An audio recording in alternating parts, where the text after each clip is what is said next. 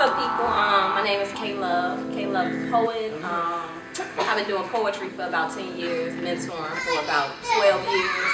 It's my love, it's my life, and I'm out here. You just broke in as a MC. How did that happen? Oh, well, ever since I started doing spoken word poetry, people have always compared my style to hip hop. You know, they always assume that I rap, and I never did. I never really had a desire, but I think the way that I spit is a reflection of what most influenced me, and that's hip hop music. So when I start, talking about my favorite artists, as far as poetry is concerned, you would hear me mention hip hop artists.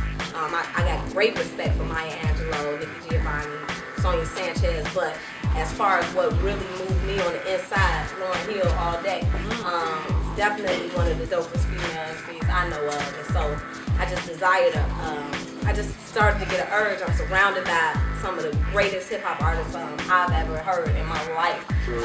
My partner being one, Phenom. You can't have a partner like Phenom and not eventually tap into your inner MC. So I took his MC school class, and it was awesome. And it brought something out of me that I didn't even know was there. So I'm excited about it. Okay, so as far as performers, who do you see that, when you see them on stage and they're doing that thing, you're like, oh my God, I gotta go get back in the lab, I gotta get my pen. Who would that be? Man. Well, definitely my mentor, Dina Dean. She gives birth to a new poem every 30 seconds or something crazy like that. So I definitely am greatly inspired by her.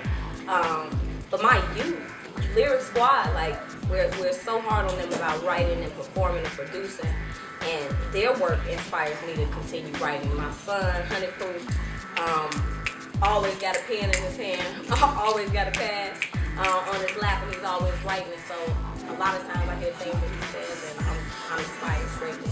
Okay, so what can we expect from K-Love and Lyric in 2013? You can expect greatness from K-Love and Lyric in 2013. Definitely. Hip hop album? Hip hop album.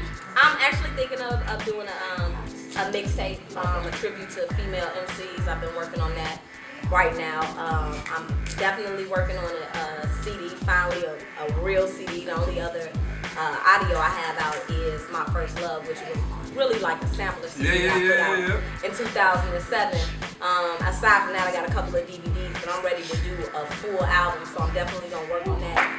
Then in February, to commemorate my 10-year anniversary, I'm gonna do a big one-woman show and just celebrate all the things that I've been a part of in the last 10 years and the doors that opened. And then with Lyric, we definitely looking to take them on tour, continue to expose the world to Y'all can clap for that.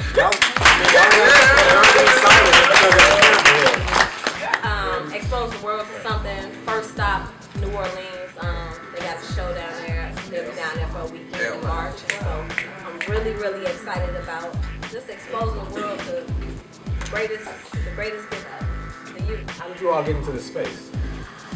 Okay, well, a couple years back, just on the performance side, they had a show here that was called Friday Night Live, and I used to come. And it was like, the best performer of the night wins $50. And I was broke, so I was coming every week and winning the $50. And eventually, it was going on simultaneously with me teaching the class at South Shore. And so I started inviting some of my youth out to get into the competition. And so I built up a relationship with Tori, which allowed us to come into the space. And just kept that in the pocket. And we knew that they needed the youth and we needed the space. And so it's been a beautiful, beautiful marriage, and we're happy to be here. Well, thank you for allowing me to interview you. 4,000 words. Thank you for being my feature. Definitely honored to have you a part of it.